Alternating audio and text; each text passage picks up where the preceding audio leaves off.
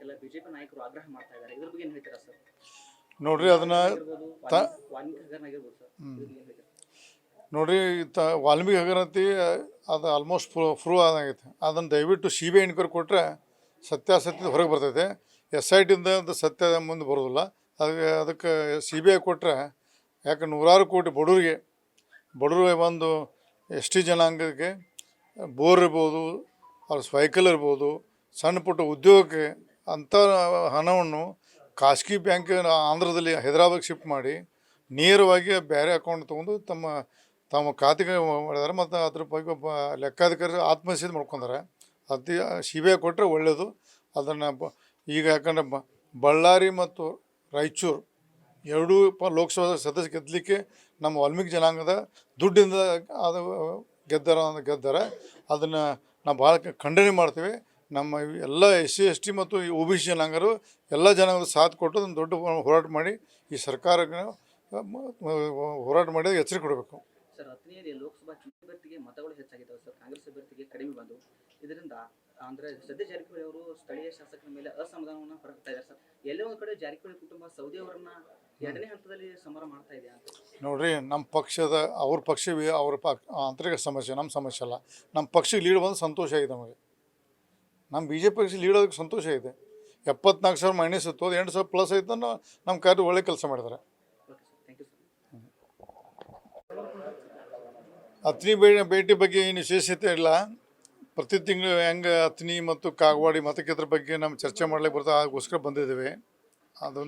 ಅದ್ರ ಬಗ್ಗೆ ನಮ್ಮ ರಾಜಕೀಯ ಚರ್ಚೆ ಏನಿಲ್ಲ, ವೈಯಕ್ತಿಕ ನಮ್ಮ ಕಾರ್ಯಕರ್ತರು ಪದೇ ಸದಾ ಒಂದು ತಿಂಗಳಿಗೊಮ್ಮೆ ಭೇಟಿ ಒಂದು ಪದ್ಧತಿ ಬಗ್ಗೆ ಬಂದಿದ್ದೇವೆ. ಈಗ ಬಸವೇಶ್ವರ ನೀರಾವರಿ ಯೋಜನೆ ನಮ್ಮ ಅಧಿಕಾರಾವಧಿಯಲ್ಲಿ 90% ಈಗ ಅವರು ಉದ್ಘಾಟನೆ ಮಾಡ್ತಾ ಇದ್ದಾರೆ.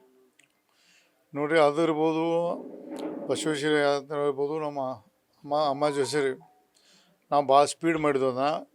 ಸರ್ಕಾರ ಬಂದು 1 ವರ್ಷ ಆದರೂ ಇನ್ನೂ ಹಂಗೆ ಕೂತದೆ. ನಮ್ಮ ಆ ಭಾಗದ ರೈತರು ಪದೇ ನಮಗೆ ಫೋನ್ ಮುಖಾಂತರ ಸಂಪರ್ಕ ಮಾಡಿದ್ದಾರೆ ಮತ್ತು ಸ್ವತಃ ಖುದ್ದಾಗಿ ಬಂದು ಭೇಟಿಯಾಗಿದ್ದಾರೆ. ಎರಡೂ ನೀರಾವರಿ ಸ್ಕೀಮ್ ಆದಷ್ಟು ಬೇಗ ಲೋಕಾರ್ಪಣೆ ಆಗಬೇಕು ಅಂತ ಆಗ್ರಹ ಇದೆ. ಮತ್ತು ಯಾಕಂದರೆ ಅದನ್ನ ಸ್ಟಾರ್ಟ್ ಮಾಡೋದಕ್ಕೆ ನಾವು ನಮ್ಮ ಪಕ್ಷದಿಂದ ಎಲ್ಲ ಚರ್ಚೆ ಮಾಡ್ಕೊಂಡು ನಾವು ಉಗ್ರ ಹೋರಾಟ ಮಾಡೋಕ್ಕೆ ಪ್ರಯತ್ನ ಮಾಡೋದಂತ ತೀರ್ಮಾನ ಮಾಡ್ತೀವಿ ಅತಿ ಶೀಘ್ರದಲ್ಲಿ. ಯಾಕೆ ನಾ ಸ್ವತಃ ಮಂತ್ರಿ ಇದ್ದಾಗ ಎರಡೂ ಯಾತ್ರೆ ನಮ್ಮ ಅತ್ನಿ ಭಾಗದ ಕಳೆದ 100 ವರ್ಷದಿಂದ ಈ ಭಾಗ ಮಧುಭಾವಿ ಇರುವುದು, ನಮ್ಮ ಐಗಡಿ, ಕೊಟ್ಟಲಿಗಿ ಈ ಭಾಗದ ಜನರನ್ನ ನಾವು ಚಿಕ್ಕವ್ರದಾಗ ನೋಡಿದ್ದ, ನಾ ಬಂದಾಗ ಮಾಡಿದ್ದ, ಅದು ಇನ್ನೂ ಮಾಡಿಲ್ಲ ಅನ್ನೋಕ್ಲೆ ಭಾಳ ಖೇದದ. ಈಗ ಯಾರು ಇಬ್ಬರು ಶಾಸಕರು, ಯಾಕೆ ನೀರಾವರಿ ಅಂದರೆ ಪಕ್ಷಾತೀತ ಇರಬೇಕು ಅಂತ ದಯವಿಟ್ಟು ನಾವು ಅವ್ರಿಗೆ ಮನವಿ ಮಾಡ್ಕೋತೇವೆ.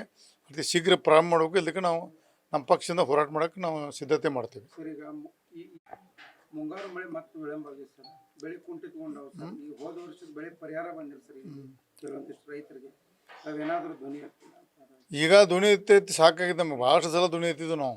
ಆದರೆ ಸರ್ಕಾರ ನೋಡಾಕ್ತಾ ಇರಲ್ಲ ಅದ್ರ ಬಗ್ಗೆ, ಬರೀ ಅವ್ರಿಗೆ ಸುಳ್ಳು ಹೇಳ್ಕೋದು ಕೂತಾರೆ. ಅದಕ್ಕೆ ನಾವು ಮತ್ತೆ ಈಗ ನಾಳೆ ಬರುವ 15ನೇ ತಾರೀಕಿನ ವಿಧಾನಸಭೆ ಅಧಿವೇಶನದಲ್ಲಿ ಅದ್ರ ಬಗ್ಗೆ ಚರ್ಚೆ ಮಾಡ್ತೇವೆ. SC ST ಅನುದಾನವನ್ನು ಕಾಂಗ್ರೆಸ್ ಸರ್ಕಾರ ಗ್ಯಾರಂಟಿ ಯೋಜನೆಗೆ ಬಳಕೆ ಮಾಡಿದೆ ಸರ್. ಒಂದು ಕಡೆ ಕಾಂಗ್ರೆಸ್ ಸರ್ಕಾರ SC ST ಪರವಾಗಿದೆ ಅಂತ ಹೇಳ್ತಾ ಇದ್ದಾರೆ ಸರ್. ಇದ್ರ ಬಗ್ಗೆ ಏನು ಹೇಳ್ತೀರಾ ಸರ್? ನೋಡಿ, ಭಾಳಷ್ಟು ಗೋಲ್ ಮಾಡಿದಾವೆ ನಮ್ಮದ ಪಕ್ಷ. ಎಲ್ಲ ನಾಯಕರು ಕುಡ್ಕೊಂಡು ವಾಲ್ಮೀಕಿ ನಿಗಮ ಇರ್ಬೋದು, SC ST ಇರ್ಬೋದು, ಎಲ್ಲರನ್ನು ಡೈವರ್ಟ್ ಮಾಡಿ ಒಂದು ಗ್ಯಾರಂಟಿಗೋಸ್ಕರ ಅದು ಅನುದಾನ ಒಂದು ಶಿಫ್ಟ್ ಮಾಡ್ತಾರೆ. ಎಲ್ಲ ಅಭಿವೃದ್ಧಿ ಕುಂಠಿತ ಆಗಿದೆ.